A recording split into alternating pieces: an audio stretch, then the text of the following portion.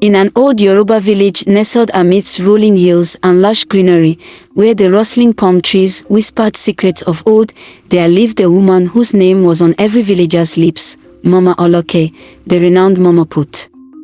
In the heart of this vibrant village, Mama Alake's small but bustling eatery stood proudly. The aroma of her delicious dishes would waft through the narrow streets, pulling in customers from every corner. From dawn till dusk, her wooden tables were always filled with people savoring her food. Mama Alake was known for her culinary skills, but there was more to her story than just good food.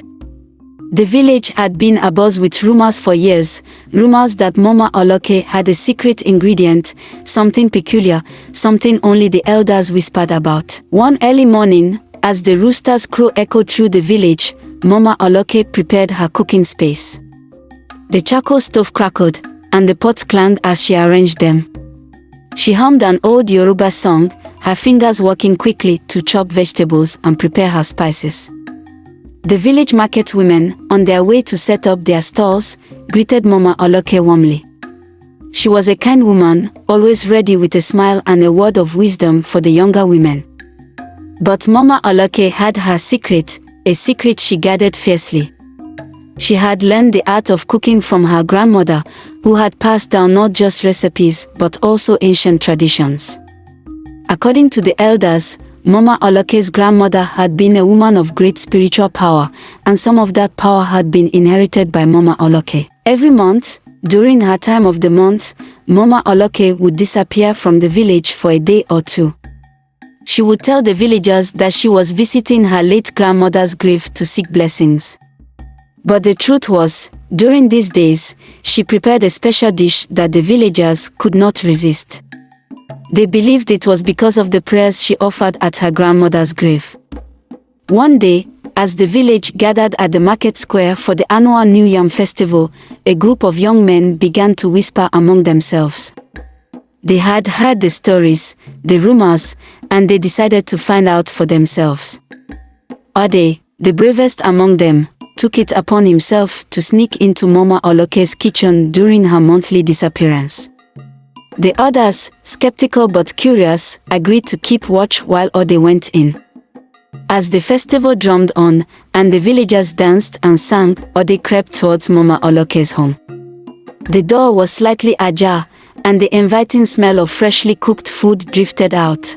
Inside, Ode saw the pots bubbling on the fire, the steam rising and filling the room with mouth-watering scents.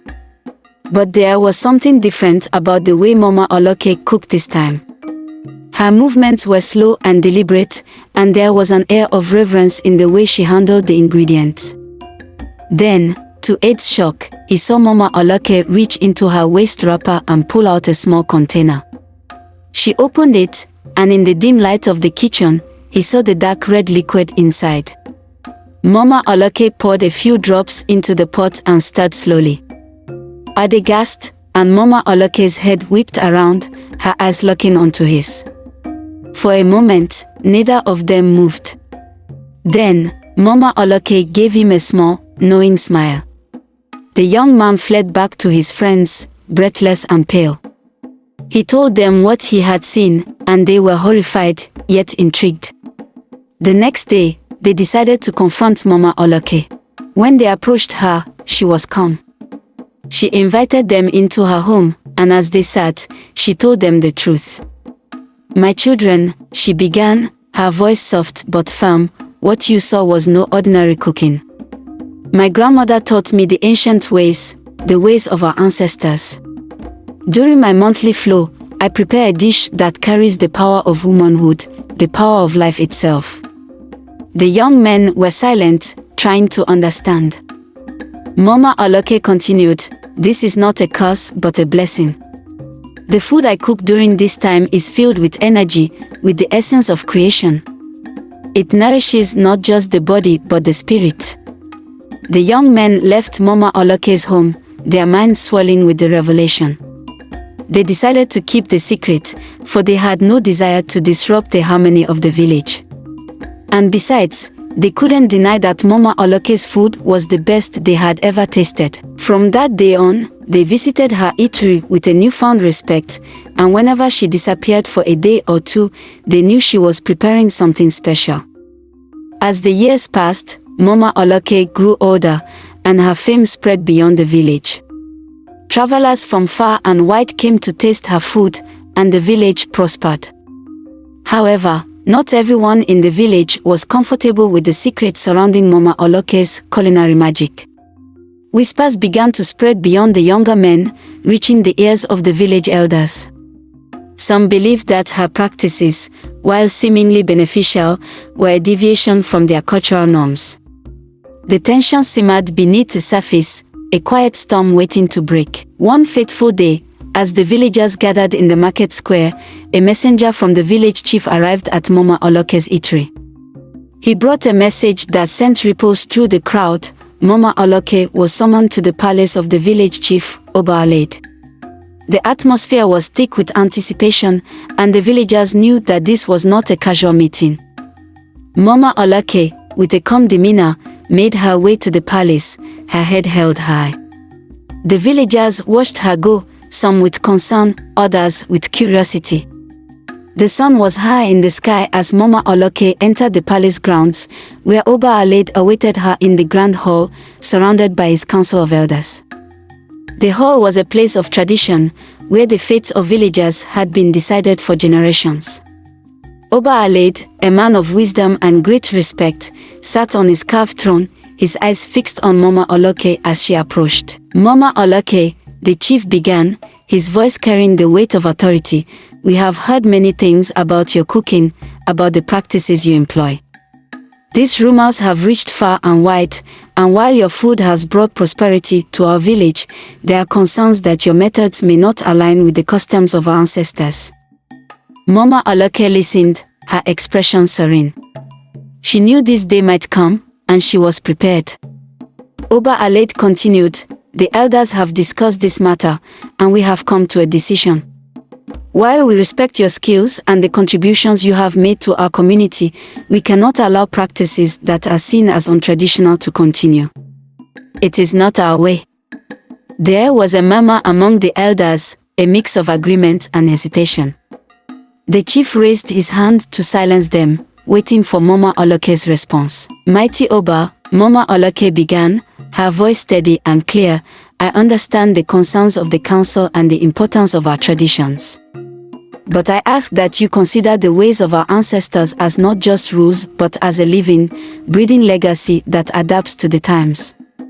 My grandmother taught me that the power of a woman is a sacred thing, something that nourishes life in all its forms. What I do with reverence and respect for the life-giving force within me." Mama Alake studied her, the lines on his face deepening with thought. He knew that Mama Alake spoke from her heart, that her practices, while unconventional, were rooted in a deep spiritual connection. "Mama Alake," the chief said after a long pause, "your words are wise, but our customs are the foundation of our village.